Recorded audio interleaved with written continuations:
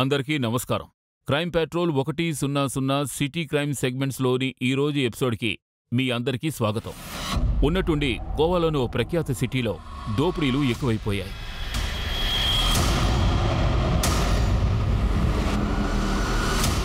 గోవా పోలీసులు కూడా ఈ సంఘటనలతో ఎంతో హెచ్చరికగా ఉండేవారు.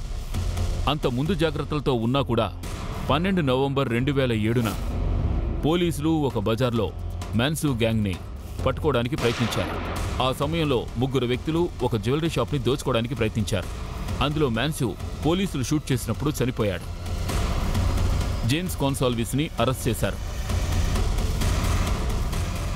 3వ వ్యక్తైన విలాస్ చౌహాన్ ఎస్కేప్ అయ్యాడు. ఆ గ్యాంగ్ కథ ముగిసిపోయింది. కానీ ఈ నేరస్తుల కథ ఇంతటితో ముగిసిపోయిందనుకుంటున్నారా? లేక ఈ పుస్తకంలో ఇది ఒక పేజీ మాత్రమేనా?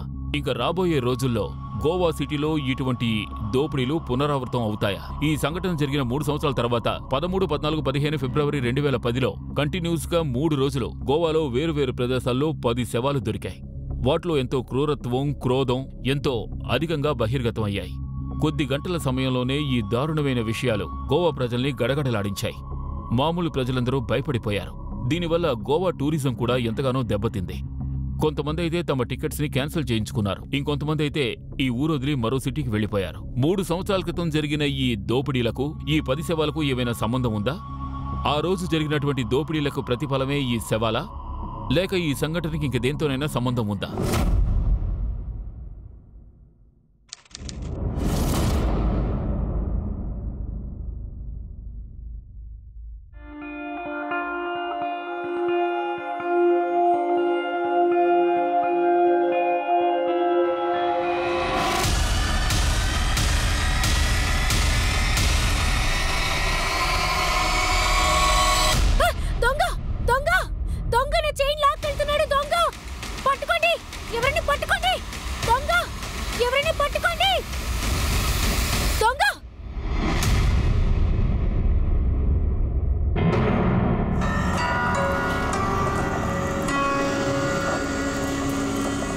ఈ చైన్ బిల్ మీ దగ్గర ఉందా? నేను ఇంట్లో వెతకడానికి ప్రయత్నించాను, కానీ నాకు దొరకలేదు. మా ఆయన హాస్పిటల్లో ఉన్నారు. చాలా ఎమర్జెన్సీ. లేదంటే కష్టపడి కొన్ని చైన్ తాకట్టు పెట్టడానికి వచ్చేదాన్ని కాదు.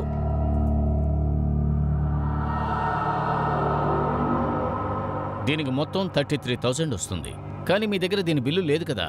16,000 మాత్రమే ఇవ్వగలం. 16,000? 16,000 చాలా తక్కువ. ఇంకో షాపులో అడిగాను, 27,000 ఇస్తానన్నారు.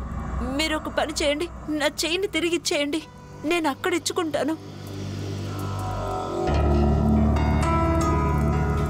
సరే, నేను నీకు 26,500 ఇస్తాను. సరే అంటే చెప్పు. సరే.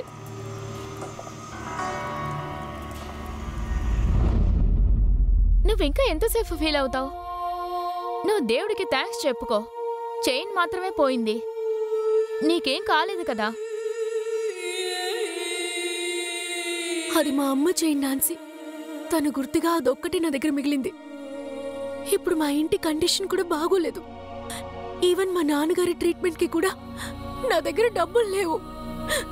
ఇలా చూడు, నువ్వేం భయపడకు. ఒకవేళ దొంగలు పోలీసులకు దొరికిపోతే మీ అమ్మ చైన్ నీ చేతికి తిరిగి వచ్చేస్తుందిలే. పాజిటివ్గా ఆలోచించు. ఇదిగో, ముందు నీళ్లు తాగు.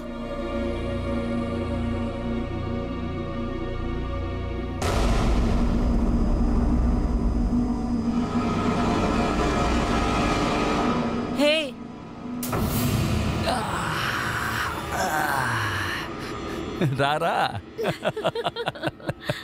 ఎంత దొరికిందండి?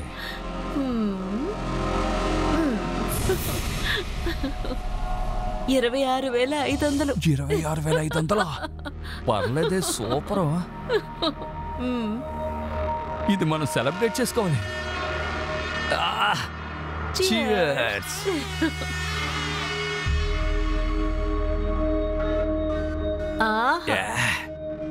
నా వల్లే ఇంత డబ్బు దొరికింది. ఎలా? నాతో కొట్టువాడేమన్నాడో తెలుసా? 16,000కు పైగా ₹1 ఇవ్వడట. కానీ అమర్చాడుగా. ఇలా చూడు, రేపటి నుంచి మనం వ్యాపారంలో ఇంకా ఎక్కువ దృష్టి పెట్టాలి. రేపటి నుంచి మొదలు పెడదాం. రేపటి నుంచి ఎందుకు, ఈ రోజు నుంచి ప్రారంభిద్దాం. ఏమంటావు? నిజంగానే నువ్వు గొప్ప ఫ్రాడ్వి. 26,500. 26,500.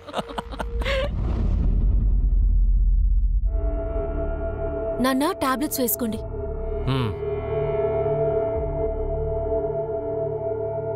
నీ మెడలో ఉండే చైన్ ఏమైంది? నా మెడిసిన్స్ కోసం అమ్మేసావా ఏంటి? గుర్తుందా లేదా? అది మీ అమ్మ వేసుకునే చైను. అది నాన్న, నేను మార్కెట్కి వెళ్ళొస్తున్నప్పుడు ఎవడో నా చైన్ లాక్కెళ్ళిపోయాడు. నేను వాళ్ళ వెనకాలే వెళ్ళాను, కానీ బైక్లో వెళ్ళిపోయారు నాన్న. అయితే వెళ్ళి పోలీస్ స్టేషన్లో కంప్లైంట్ ఇవ్వచ్చు కదా. నాన్న, మీకు తెలుసు కదా, నేను పోలీస్ స్టేషన్కి ఎలా వెళ్ళగలను?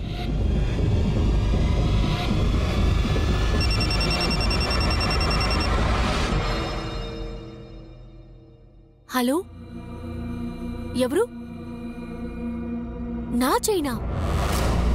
అవును, కానీ అది పోయింది. అది సరే, మీరెవరు? మీకు నా నంబర్ ఎలా దొరికింది? ఏవయ్యా, నేనేమైనా పిచ్చితాననుకున్నావా? ముందు చైన్ దొంగిలిస్తావు, తర్వాత తిరిగి ఇస్తానంటావు. సరే, రేపు అంకుట్ మార్కెట్లో కలుద్దాం. అక్కడికొచ్చే. నువ్వెక్కడికి వెళుతున్నావు? నా చైన్ని దొంగతనం చేశాడు కదా, వాడు తిరిగిచ్చేస్తానంటున్నాడు. హే, నీకేమైనా పిచ్చా? చైన్ తీసుకున్నవాడికి ఎలా తిరిగిస్తాడు? వాడికి నీ గురించి ముందే తెలిసి ఉంటుంది, అందుకే వాడిని నువ్వు రమ్మని చెప్తున్నాడు. ఇందులో ఏదో ఒక విషయం ఉంది. హలో, నేను వస్తున్నాను.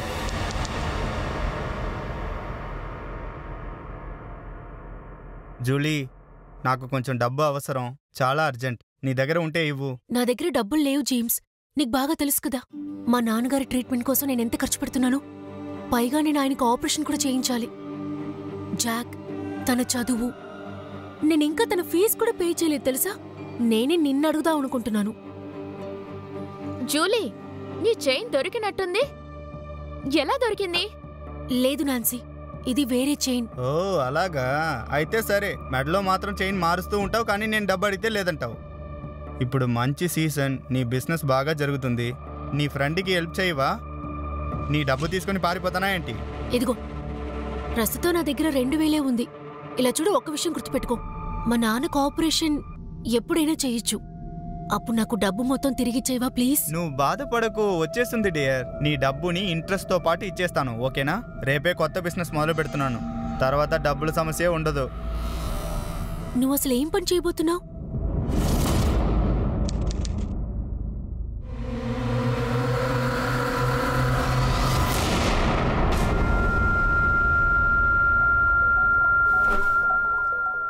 Excuse me.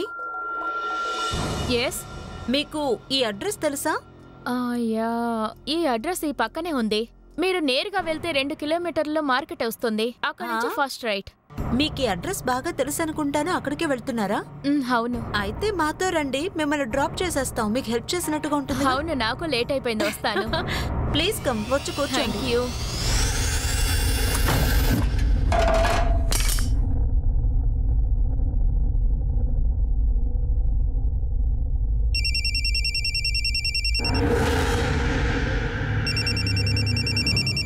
ఏం చేస్తున్నావు?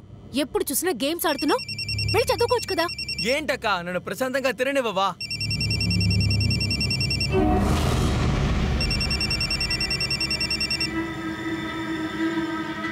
చెప్పండి, ఎవరు? అడ్రస్ ఏంటంటే గోరా. ఇలా చూడండి, వెహికల్ కరెక్ట్గా పంపండి. ఇలా చూడండి, మీరు బండి పంపించకపోతే నేను టాక్సీలో వస్తాను. దానికి ఛార్జ్ మీరే పే చేయాలి.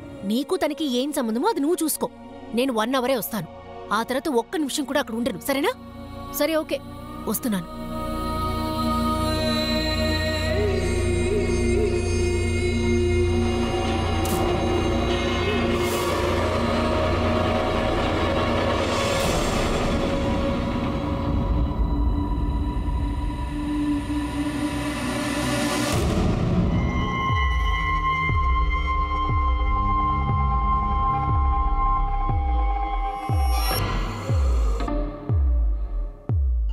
జాక్, జాక్, ఏంటి? నేను బయటకెళ్ళి వస్తాను. నువ్వు ఇక్కడే ఉండి నాన్నని చూసుకో. ఎక్కడికి బయటకెళ్ళొద్దు, ఆల్ రైట్? సరే సరే.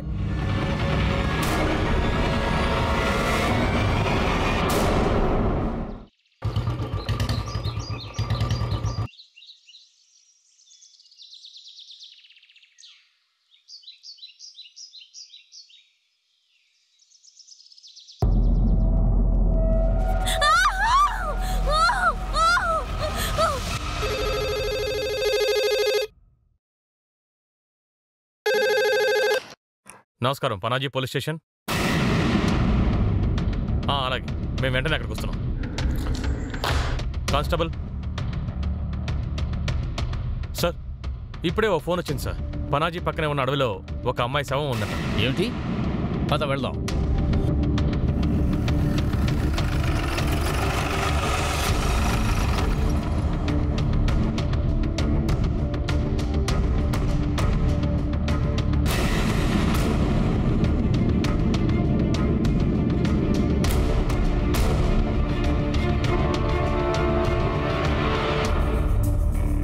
ముఖాన్ని కాల్చేశారు. ఎవరూ తెలియకుండా ఉండడం కోసమే ఇలా చేశారు. సార్, డ్రెస్ చూసారా? డబ్బును వాళ్ళ అమ్మాయిలా ఉంది, కానీ ఒంటి మీద నగలేమీ లేవు. ఒకవేళ ఇది దొంగలు చేసిన పని ఏంటుందంటారా?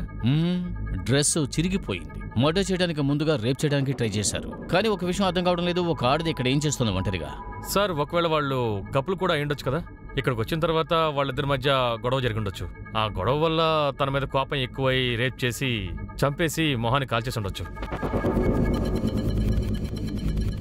లేదు శర్వణ, మార్కింగ్స్ చూడండి, క్లియర్గా ఉన్నాయి. ఈడ్చుకొచ్చిన మార్కింగ్స్ కూడా ఉన్నాయి. దీనికి అర్థం ఏమిటంటే ఎక్కడో చంపేసి ఈడ్చుకొచ్చి ఇక్కడ కాల్చేశారు. అంతేకాకుండా చేతిలో పెట్రోల్ పెట్టుకుని తిరుగుతారా? చుట్టుపక్కల బాగా విచారించండి, బండి మార్కింగ్స్ ఉన్నాయేమో చూడండి. Okay sir.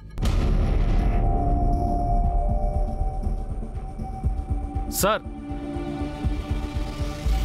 సార్ ఇక్కడ చూసారా? Tyre marks. ఈ మార్క్స్ని చూస్తుంటే చిన్న బండిలాగానే అనిపిస్తోంది. ఫారెన్సిక్ని పిలిపించి ఇది ఏం బండో కనిపెట్టి చెప్పమనండి. ఆ తర్వాత ఆ లేడీ ఫోటోని, డీటెయిల్స్ని పక్కనే ఉన్న పోలీస్ స్టేషన్కి పంపించండి. ఏదైనా మిస్సింగ్ కంప్లైంట్తో మ్యాచ్ అవుతున్నాయేమో చూడండి. Okay sir. గోవా ప్రాంతంలో దొరికిన ఈ శవం ఆ భయంకరమైన సంఘటనకి ప్రారంభమయ్యింది. అందువల్ల గోవా ఎంతో కాలం ఆందోళనలోనే ఉంది. అంతేకాకుండా ఈ న్యూస్ దావానలంలా వ్యాపించింది. లోకల్లో ఉన్నవాళ్లకి, టూరిస్టులుగా వచ్చేవాళ్లకి ఎంతో భయాన్ని కలిగించింది. ఆ భయం యొక్క తాకిడనేది తగ్గడానికి బదులు విపరీతంగా పెరిగిపోయింది. శవాల యొక్క సంఖ్య, భయం స్థాయి పెరిగిపోసాగాయి. పరిస్థితి ఎంత దారుణంగా మారిందంటే గోవాలోని ప్రతి ఒక్క ప్రదేశంలోనూ ప్రతి ఒక్క మూల శవాలు దొరకసాగాయి. ఇవన్నీ చేస్తున్నదెవరు, ఎందుకని చేస్తున్నారు? పోలీసులు ఈ ప్రశ్నకు సమాధానం వెతకడం మొదలుపెట్టారు.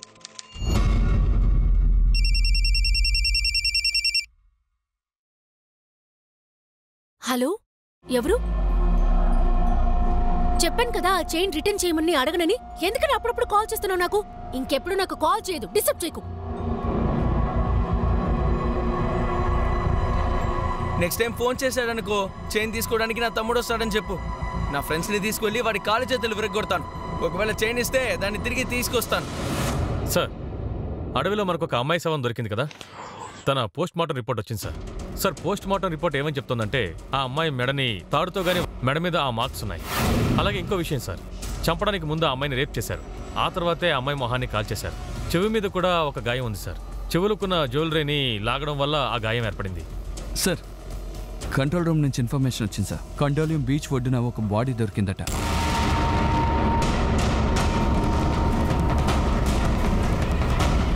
రండి సార్. బాడీ ఎక్కడ సార్? అక్కడ సార్.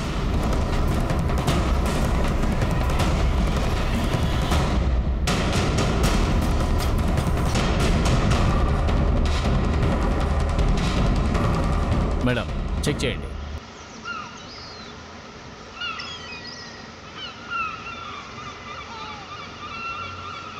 సార్, ఈ ఒక్క బాడీ మాత్రమే కాదు, అక్కడ ఇంకా 3 బాడీలు ఉన్నాయి సార్. ఏమిటి? డెడ్ బాడీలు ఉన్నాయి సార్. ఎక్కడ? పక్కనే సార్. రండి.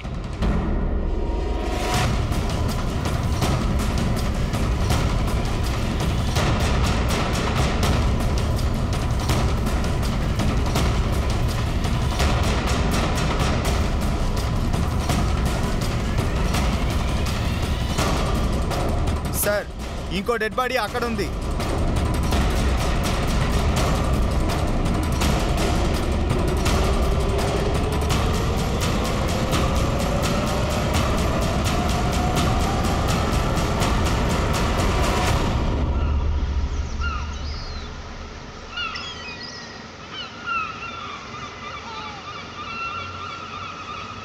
శరవణ, ఒక్క బాడీ అనుకుని వస్తే ఇక్కడ చాలా బాడీలు జరుగుతూనే ఉన్నాయి. అసలు ఏం జరుగుతుంది? సార్, ఒకవేళ ఈ 4 మర్డర్ కేసులకి ఆ మర్డర్ కేసుకి సంబంధం ఉంటుందేమో. ఒకవేళ ఈ అమ్మాయిని కూడా రేప్ చేసి ఉంటారేమో సార్. అది పోస్ట్ మార్టం రిపోర్ట్ తర్వాత మనకు తెలుస్తుంది. నీళ్లలో ఉండడం వల్ల బాడీ స్వెల్లింగ్ అయింది. ఈ లేడీ మొహాన్ని నాశనం చేశారు. కానీ ఈ ముగ్గురిని ఏమీ చేయలేదే. కానీ తలకి గాయమైంది. మొహం మాత్రం క్లియర్గా ఉంది. అంటే మర్డర్ జరిగి ఒక రోజు కంటే ఎక్కువ అవ్వలేదు. డ్రెస్ చూస్తుంటే లోకల్లాగా అనిపిస్తున్నారు. ఈ పక్కనే ఏమైనా నివాసాలు ఉన్నాయా? అవును సార్, పక్కనే ఉన్నాయి సార్. సరే శరవణన్, వీళ్ళ ఫోటోలు తీసి ఈ పక్క ఏరియాలో ఎంక్వైరీ చేయండి. Okay sir.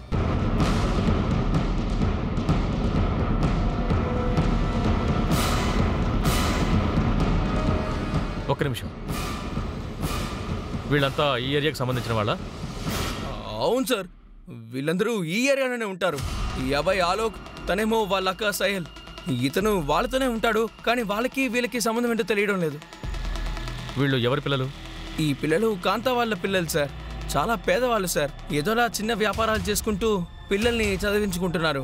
అతను కూడా వాళ్ళతోనే ఉండి వాళ్ళ మంచి చెడ్లు చూసుకుంటాడు సార్. వాళ్ళంతా ఎక్కడుండేవాళ్ళు? వాళ్ళు అక్కడే ఉంటారు సార్. రండి, ఇదిగో ఇక్కడే సార్. ఇదే సార్. కానీ డోర్ క్లోజ్ చేసి ఉంది. అవును సార్, అంటే నిన్నటి నుంచి ఇలాగే ఉంది. నిన్న ఏదో గొడవ జరిగింది. ఆ తర్వాత కాంతా వచ్చి పిల్లల్ని తీసుకొని ఎక్కడికో బయటికి వెళ్ళింది. అప్పటి నుంచి తాళం వేస్తుంది. గొడవ? అవును సార్. ఎవరితో గొడవ? ఒక పాత పేపర్ వ్యక్తి ఉంటాడు సార్, అతనితోనే గొడవ. నిన్న ఒక ముగ్గురిని తీసుకొచ్చాడు. పాత పేపర్ వాడా? వాడిప్పుడు ఎక్కడుంటాడు?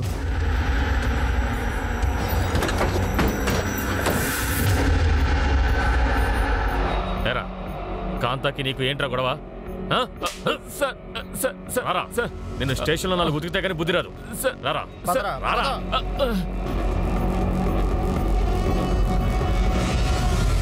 లేదు సార్, మా వల్ల అయినంత వరకు మేము ప్రయత్నిస్తాం సార్. ఎస్ సార్, ఎలాగైనా కనిపెడతాం సార్. ఎస్ సార్, మేము కొంతమందిని అరెస్ట్ కూడా చేశాం సార్.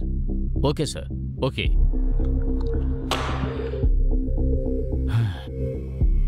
శరవణన్, మనకు దొరికిన బాడీస్ నుంచి ఏదైనా లీడ్ దొరికిందా? ఆ అమ్మాయి గురించి ఇంతవరకు ఏమీ తెలియలేదు సార్. కానీ మనకి బీచ్లో దొరికిన 4 డెడ్ బాడీస్ ఉన్నాయి కదా సార్. అందులో ఒక లేడీ ఉంది. ఆమె పేరు కాంతా అట. మిగతా ముగ్గురు కూడా ఆమె కుటుంబానికి చెందిన వాళ్లే సార్. ఇంకో విషయం కూడా తెలిసింది. కాంతాకి పాత సామాన్లు అమ్మేవాడికి ఏదో గొడవ జరిగిందట. ఆ తర్వాత కాంతాని వాళ్ళ కుటుంబానికి చెందిన వాళ్ళు కానీ బయట వాళ్ళు కానీ ఎవరు చూడలేదంట. ఆ పాత సామాన్ల వాడిని ఎంక్వైరీ కోసం ఇక్కడికి తీసుకొచ్చాను సార్. సార్ సార్ నాకేం తెలియదు సార్. సార్ సార్ నాకేం తెలియదు సార్. కొట్టకండి సార్, వదిలేండి సార్, కొట్టకండి సార్. శరవణన్, కాంతా ఇంటికి నీతో పాటు ముగ్గురు వెళ్ళారు. వాళ్ళు ఎవరు, ఎందుకు వెళ్ళారు? చెప్తాను సార్, చెప్తాను.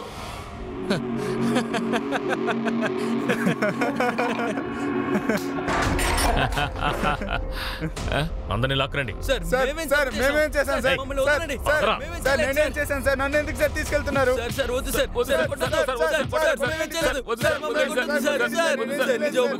నలుగురిని చంపింది మేమే. ఒట్టి మర్డర్ మాత్రమేనా? రేపు కూడానా? అవును సార్, చంపడానికి ముందు మేము. శరవణన్, వీళ్ళను ఉతికి ఆరేయండి. కాంతాని తన కుటుంబంలో ఉన్న వాళ్ళని చంపిన వాళ్ళని పోలీసులు 5 గంటల్లో కనిపెట్టారు. ఆ 4 నేరస్తులు అరెస్ట్ చేయబడ్డారు. కానీ ఇందులో ప్రశ్న ఏమిటంటే, మొహం కాలిపోయిన ఒక అమ్మాయి శవం దొరికింది కదా, ఆ అమ్మాయి ఎవరు, తనని చంపింది ఎవరు? హలో ఆంటీ, ఇలా రండి. మీ దగ్గర ఏముంది? ఇంకే ఉంటాయి, చేపలే ఉంటాయి. కావాలా? ఏది చూపించండి. పెద్ద పెద్ద చేపలున్నాయి, దించు. సరే, నీకెన్ని కిలోలు కావాలి? కూర్చో. చెప్పు. అన్నీ కొత్తవే కదా? బాగా ఫ్రెష్ గా ఉండే చేపలే. ఎంతకిస్తారు? కిలో 300కి నీకోసం ఇస్తా. చాలా ఎక్కువ చెప్తున్నారు. ఎక్కువ రేట్ ఏం కాదు, నువ్వే చేపలు చూడు, ఎంత ఫ్రెష్ గా ఉన్నాయి చూడు. 200కి ఇస్తే నేను తీసుకుంటాను. ఇంకొంచెం కలిపి ఇవ్వు. 250 ఇచ్చి తీసుకో.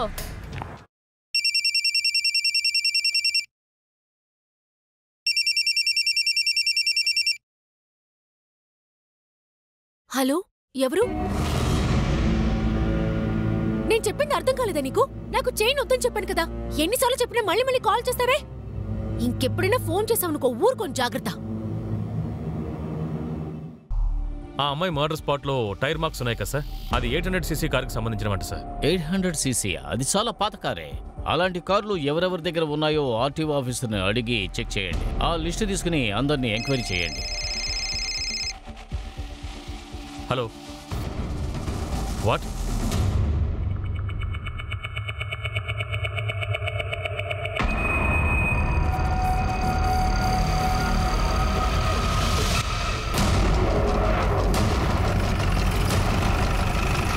సార్ సార్ ఎక్కడుంది డెడ్ బాడీ? అక్కడుంది సార్.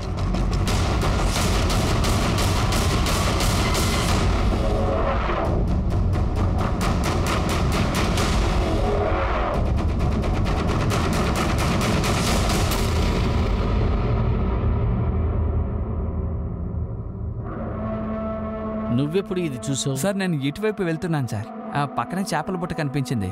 పక్కన చెప్పులు కూడా పడి ఉన్నాయి. మట్టిలో లాక్కెళ్తున్నట్టు మార్కులు ఉన్నాయి. ఆ దారిలో నడుచుకుంటూ వెళ్తే ఈ శవం కనిపించింది సార్. చాలా భయపడ్డాను సార్. బట్టలు చూస్తుంటే చేపల వెళ్ళ ఉంది. ఆ బుట్ట కూడా ఈవిడిదే అయి ఉంటుంది. అయిండొచ్చు సార్. సార్ నాకు తెలిసి ఈమె చాలా ఎక్కువగా నగలు వేసుకుని ఉండొచ్చు, కానీ ఈ బాడీ మీద నగలేమీ లేవు సార్. అవును, ఇంతకు ముందు దొరికిన లేడీ మొహాన్ని కూడా ఈ విధంగానే నాశనం చేశారు. అంటే గుర్తు తెలియకుండా మొహాన్ని కాల్చేశారు. హత్య చేయడానికి ముందు ఈమెను కూడా రేప్ చేశారు అంటే నేరస్తుడి మోడ్ ఆఫ్ ఆపరేషన్ ఏమిటో మనకు అర్థమవుతుంది. శ్రవణన్, ఇంత వెయిట్గా ఉండే లేడీని ఈడ్చుకొచ్చి కంట్రోల్ చేయడం అనేది ఒక్కడి వల్ల అయ్యే పని కాదు. ఖచ్చితంగా గ్యాంగే చేసి ఉంటుంది. వీళ్ళు ఒంటరిగా ఉండే ఆడవాళ్ళని టార్గెట్ చేసి వాళ్ళ నగల్ని దొంగతనం చేస్తున్నారు. సార్ నాకెందుకో కొద్దిపాటి నగల కోసం హత్య చేస్తుంటారనిపించట్లేదు. శ్రవణన్, 200 రూపాయలకి మర్డర్ చేసేవాళ్ళని కూడా నేను చూశాను. ఇదే బంగారం. హలో, ఏంటి? సరే, మేము వస్తున్నాం సార్. బినా బీచ్ అండి. జేమ్స్ చెప్పు. ఎక్కడున్నావు నువ్వు? వెంటనే నిన్ను కలవాలి.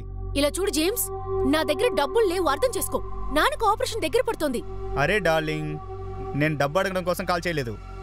ఈ రోజు నీ డబ్బు మొత్తం తిరిగి ఇచ్చేస్తాను. నా బిజినెస్ లో ప్రాఫిట్ వచ్చింది. నువ్వు ఎక్కడ కలవాలి, ఎప్పుడు కలవాలని చెప్తే ఈ రోజే నీ డబ్బు మొత్తాన్ని తిరిగి ఇచ్చేస్తాను. సరే, అయితే 2 గంటలకి మా పక్క స్ట్రీట్కి వచ్చేయ్. సరే, ఓకే, బాయ్.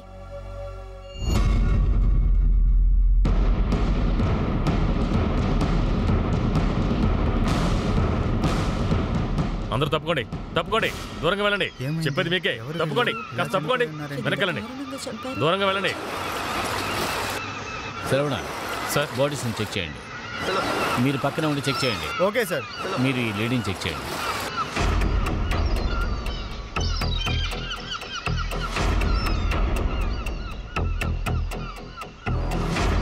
సార్, ఏమీ దొరకలేదు సార్.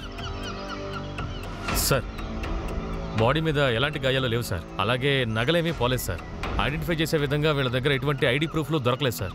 నాకేమనిపిస్తోందంటే ఈ కేసుకి ఆ కేసుకి సంబంధం ఉండదని.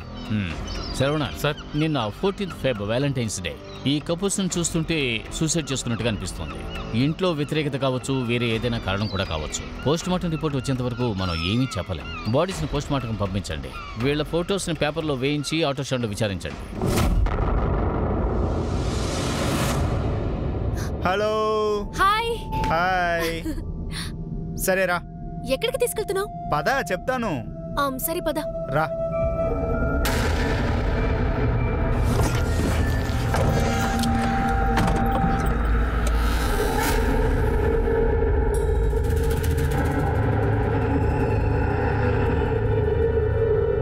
వీళ్ళంతా ఎవరు? వీళ్ళిద్దరూ నా ఫ్రెండ్స్. ముంబై నుంచి గోవాని చూడడానికి వచ్చారు. ముందు వీళ్ళని డ్రాప్ చేసేద్దాం, తర్వాత నీ పని ఏంటో చూద్దాం. ఓకేనా? గోవాలో రాను డెడ్ బాడీస్ దొరుకుతున్నాయి. ఇంతవరకు 8 దొరికాయి. టూరిస్టులందరూ భయపడిపోయారు. అందరూ హోటల్ బుకింగ్స్ ని క్యాన్సిల్ చేసేశారు. లోకల్స్ కూడా భయపడుతున్నారు. పోలీసులు ఆ అమ్మాయిలు చంపింది ఎవరనేది కనిపెట్టలేకపోయారు. దీని గురించి మీరేం చెప్పాలనుకుంటున్నారు? ఇలా చూడండి, ఇంతవరకు మాకు 8 శవాలు దొరికాయి. దాంట్లో ఒక కేసును మేము సాల్వ్ చేశాం. బీచ్ లో 4 శవాలు దొరికాయి. వాళ్ళందరూ కూడా ఒకే ఫ్యామిలీకి చెందినవారు. ఈ మర్డర్ కుటుంబ పగ ఒకే సమస్య వల్ల జరిగాయి. బీనా బీచ్ లో కపుల్స్ శవాలు దొరికాయి కదా, అది మాకు సూసైడ్ అనిపిస్తోంది. కానీ పోస్ట్ మార్టం రిపోర్ట్ వచ్చిన తర్వాతే మేము దాన్ని కన్ఫర్మ్ చేయగలం. సార్, ఇంతవరకు ఒక కేసు సాల్వ్ అయింది. మిగతా కేసుల సంగతేంటి? మహిళలు బయటికి రావడానికి భయపడుతున్నారు. మేము పూర్తి వివరాల్ని సేకరిస్తున్నాం. నేరస్తుల్ని ఖచ్చితంగా పట్టుకుంటామని మాకు నమ్మకం ఉంది. మేము ప్రజల్ని వేడుకునేది ఏమిటి అంటే, ముఖ్యంగా ఆడవాళ్ళని, దయచేసి ఏకాంత ప్రదేశాలకు ఒంటరిగా వెళ్ళకండి. ఒకవేళ అలా అనుమానాస్పదంగా మీకు ఏదైనా కనిపిస్తే వెంటనే పోలీసులకు ఇన్ఫార్మ్ చేయండి. Thank you. సార్, ఒకే ఒక క్వశ్చన్.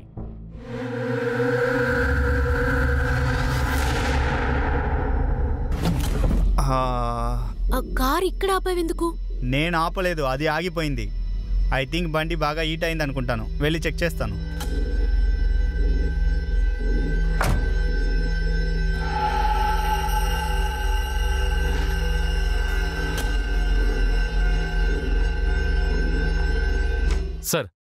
ముందుగా మొహం కాలిపోయిన ఒక శవం దొరికింది కదా సార్. ఆమె పోస్ట్ మార్టం రిపోర్ట్ ఏం చెప్తోందంటే ఆమెను కూడా మెడకి వైర్ని బిగించి చంపేశారంట సార్.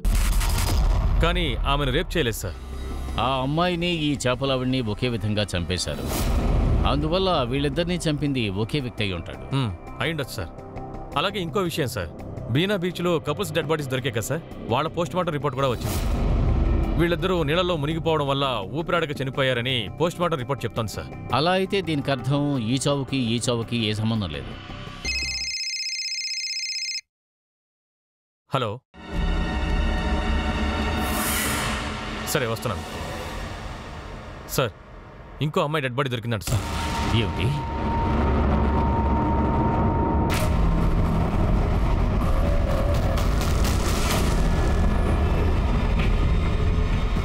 సార్ నేనే మీకు కాల్ చేశాను. అక్కడ ఒక అమ్మాయి డెడ్ బాడీ ఉంది.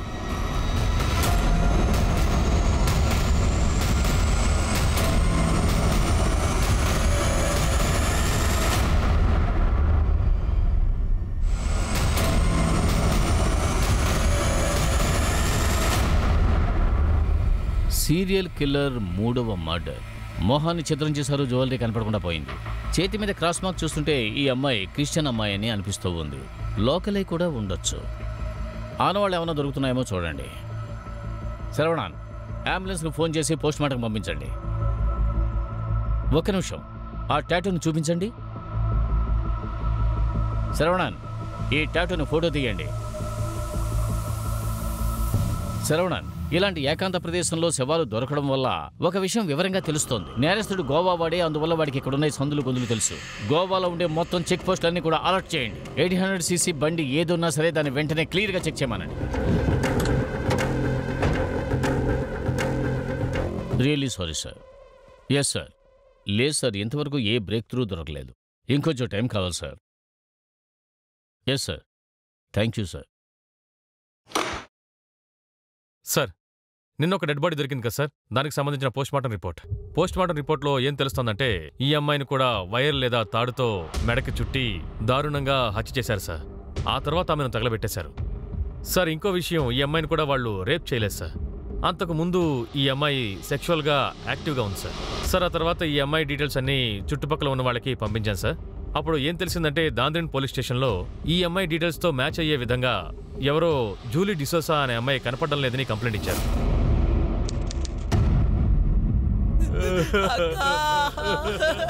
సారీ పీటర్, బట్ జూలీ చివరిసారిగా ఎందుకని బయటకు వెళ్ళింది? తెలియదు సార్, నాకేమీ తెలియదు. నాతో ఏమీ చెప్పి వెళ్ళలేదు సార్. సార్, మార్కెట్లో ఒకరోజు అక్క చైన్ కనిపించకుండా పోయింది. ఆ చైన్ ని దొంగిలించిన వాడు చైన్ తిరిగిస్తానని ఫోన్ చేశాడు. ఆ కారణం చెప్పి రోజు ఫోన్ చేసేవాడు. నాకు తెలిసి వాడిని చూడ్డానికే అక్క వెళ్ళుంటుందనుకుంటాను సార్. చైన్ దొంగిలించబడిందని అప్పుడే ఎందుకు కంప్లైంట్ చేయలేదు? మేము ఏమనుకున్నామంటే పోయింది ఎలాగో పోయింది, కంప్లైంట్ ఇచ్చినా ఏం జరుగుతుందిలే అనుకున్నాం. ఏం జరుగుతుందో అని ఆలోచించారు, కానీ ఇప్పుడు ఏం జరిగిందో చూడండి. జూలీ నంబర్ ఇవ్వండి.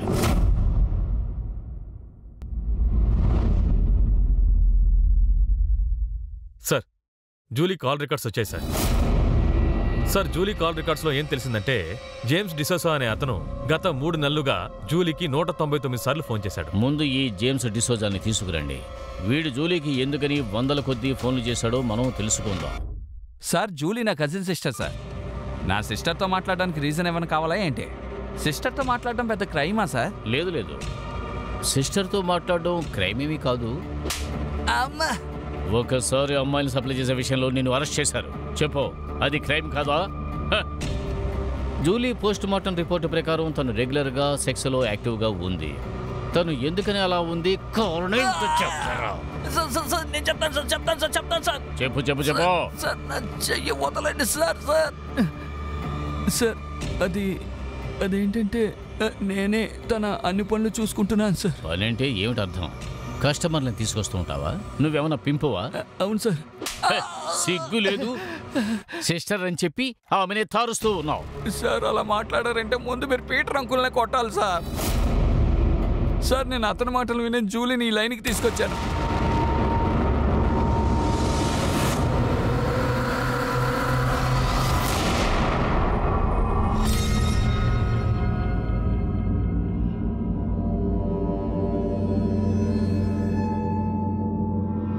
ఎక్స్క్యూజ్ మీ, ఈ అడ్రస్ ఎక్కడుందో మీరు చెప్పగలరా? Go straight, then take first left. First లెఫ్టా? ఓకే, మీరు అక్కడికే వెళ్తున్నారా? అవును.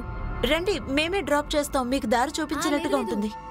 నేను వెళ్తానులేండి. No thanks. లేదండి, ఎందుకు చెప్తున్నానంటే అది ఎక్కువ దూరం ఏం కాదు కదా, పక్కనే కదా.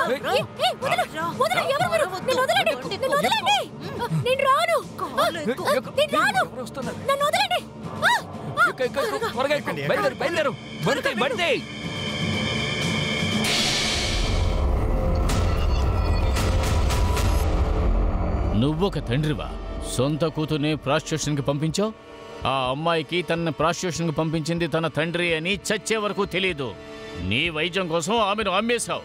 ఇటువంటి పనులు ఎవడు చేస్తాడు? వినడానికి నీచంగా ఉందిరా. వెళ్దాం పదండి.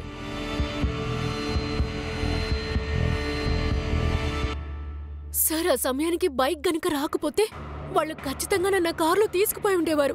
నన్ను కిడ్నాప్ చేసి ఉండేవారు. ఏం బండి అది? నాకు పెద్దగా గుర్తులేదు సార్. I think 800cc. కానీ నేను కార్ నెంబర్ నోట్ చేశాను సార్. ఇది చూడండి సార్. ఇది ముంబై రిజిస్ట్రేషన్. శరవణన్, ముంబై ఆర్టీఓ ఆఫీసుకు ఫోన్ చేసి ఇది ఎవరితో కనుక్కోండి త్వరగా.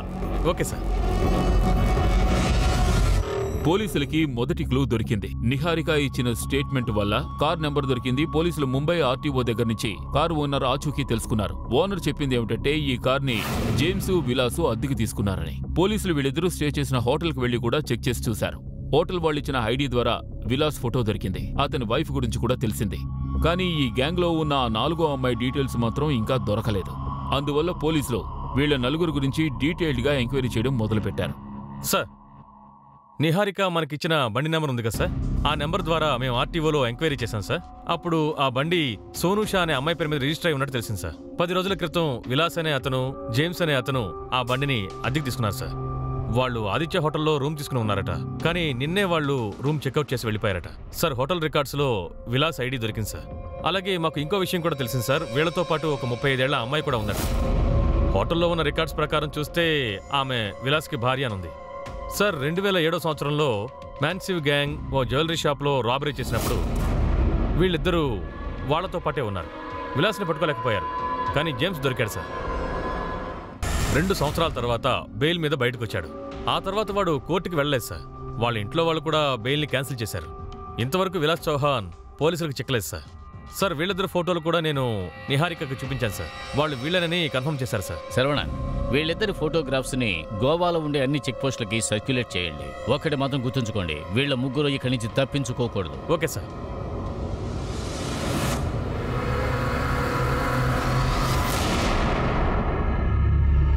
Excuse me. Yes, thank you.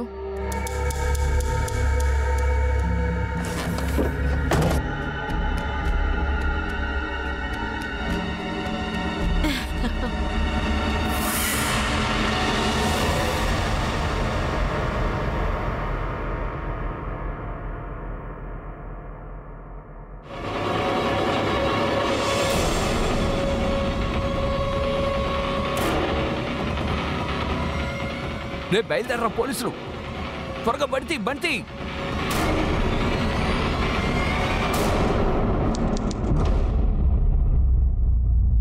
Sir, ఆ ముగ్గురు మొబైల్స్లోనూ జేమ్స్ ఫోన్ ఇంకా ఆన్లోనే ఉంది సార్. దాని లొకేషన్ ద్వారా ఏం తెలిసిందంటే వాళ్ళు ఇప్పుడే గోవా బార్డర్ దాటినట్టు. వాళ్ళు ఇప్పుడు ముంబైకి వెళ్తున్నారు సార్. గోవా నుంచి ముంబైకి వెళ్లే రూట్లో అన్ని చెక్ పోస్టులు నేను అలర్ట్ చేసి పెట్టాను సార్. అందరికీ కూడా మెసేజ్ పంపించాను. గుడ్ సార్, పెట్రోలింగ్ టీంకి ముంబై నుంచి గోవాకు వెళ్లే రూట్లో కారు దొరికిందట.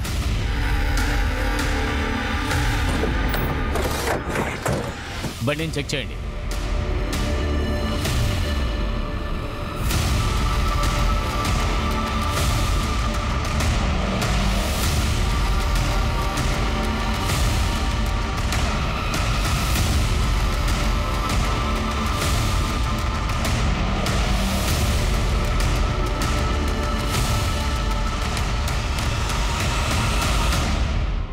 సార్, కారులో ఒక లేడీస్ బ్యాగ్ దొరికింది సార్. కానీ ఖాళీగా ఉంది. ఇందులో ఈ వైర్ మాత్రమే ఉంది సార్. డిక్కీలో ఈ పెట్రోల్ బాటిల్ ఉంది సార్.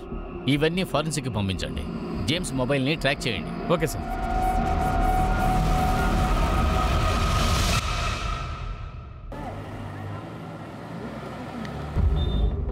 సార్, జేమ్స్ ఇంకా అతని ఫ్రెండ్స్ లొకేషన్ని ట్రాక్ చేశారు. గ్రేట్, రండి.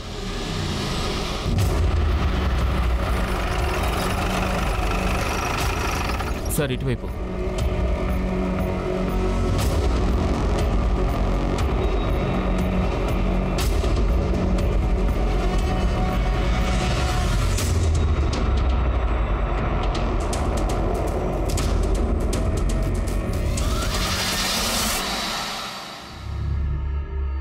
రే ఏమైందిరా? కరెంట్ పోయింది అనుకుంటా.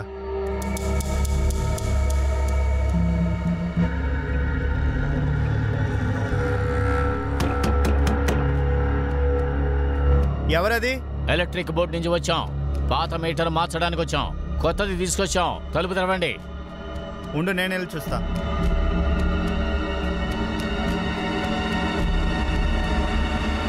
అరే మీరంతా ఎవరు? నన్ను ఎందుకు కొడుతున్నారు? గోవా నుంచి ముంబైకి ఎందుకు వచ్చారు? తప్పించుకోవడానికా?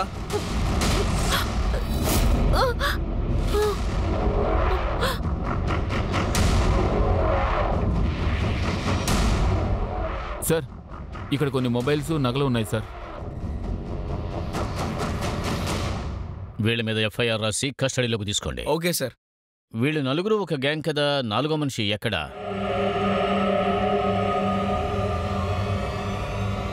నాలుగో మనిషి ఎక్కడా చెప్పు. గోవాలో.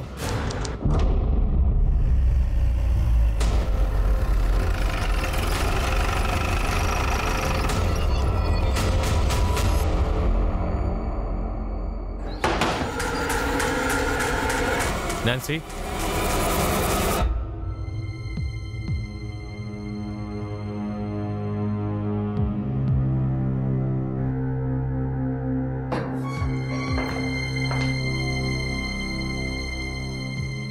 మీ నలుగురి జాతకాలు నా దగ్గర ఉన్నాయి.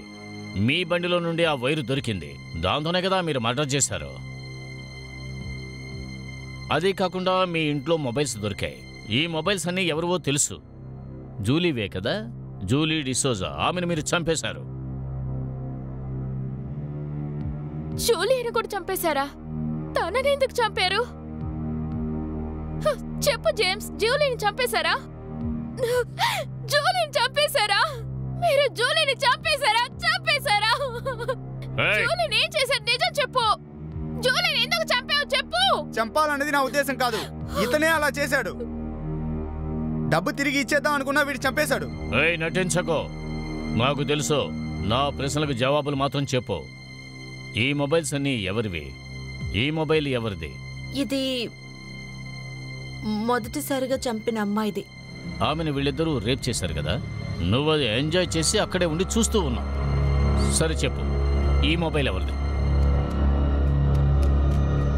సార్, ఇది ఆ చేపలమ్మే ఆవిడిది.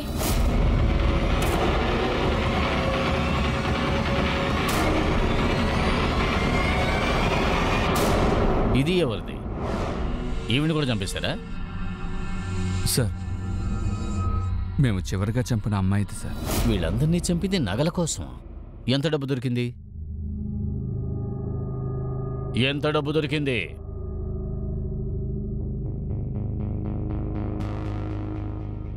సార్, 48,000. సార్, డబ్బు మొత్తం ఖాళీ అయిపోయింది సార్. అందుకే పోలీసుని చూసి పారిపోయాం. ఏం చేయమంటారు సార్? కేవలం 48,000 కోసం అమాయకమైన ఆడవాళ్ళని చంపేశారు మీరు. కష్టపడి కూడా మీరు ఈ డబ్బును సంపాదించుకోగలరు కదా. మీ జీవితాంతం జైల్లోనే చావండి. శరవణన్, వీళ్ళందరి మీద ఛార్జ్ షీట్ ఫైల్ చేయండి. Okay sir. పోలీసులు 14వ శవాన్ని హ్యాండ్ ఓవర్ చేసుకున్నారు. ఈ నలుగురికి వ్యతిరేకంగా ఛార్జ్ షీట్ ప్రిపేర్ చేశారు. కోర్టు ఈ నలుగురికి యావజ్జీవ శిక్ష విధించింది. ఈ నలుగురు ఇప్పుడు చేసిన నేరాలకి శిక్ష అనుభవిస్తున్నారు. ఈ కేసు మనిషి అయిన ప్రతి వాడికి ఒక షాకింగ్ న్యూసే. నేరస్తులు కేవలం వాళ్ళ స్వార్థం కోసం ఎంతో దారుణమైన మార్గాల్ని ఎంచుకున్నారు. వాళ్ళ అవసరాలే వాళ్ళకి ముఖ్యమనిపించి ఎదుటివారి ప్రాణాలు వాళ్ళకి చులకనైపోయాయి. ఎంత గొప్ప విషయమైనా, ఎంత అమూల్యమైన వస్తువులైనా మనుషుల ప్రాణాల కంటే గొప్పవైపోతాయా? ఖచ్చితంగా కాదు. ఇటువంటి నేరస్తులకు ఏవైనా సైకలాజికల్ ప్రాబ్లమ్స్ లేక ఇంకేమైనా సమస్యలు ఉంటాయని అందరూ అనుకుంటున్నారు. ఏది ఏమైనప్పటికీ చేసిన తప్పుకి తప్పకుండా శిక్ష అనుభవించాలి. ఇంతటితో నేను మీ అనూప్ సోనీని సెలవు తీసుకుంటున్నాను. మళ్ళీ మనం కలుసుకుందాం ఇంకొక ఎపిసోడ్లో ఇంకొక ఆశ్చర్యకరమైన కేసుతో. అంతవరకు మీరు మీ కుటుంబం సురక్షితంగా ఉండండి. చూస్తూ ఉండండి క్రైమ్ ప్యాట్రోల్ డయల్ 100 ఎపిసోడ్స్. పాఠం అనేది ఒక్కటే, దాన్ని మనం నేర్చుకోవాలి. జై Hind. For more updates, subscribe to our channel, click the show links and enjoy watching the videos.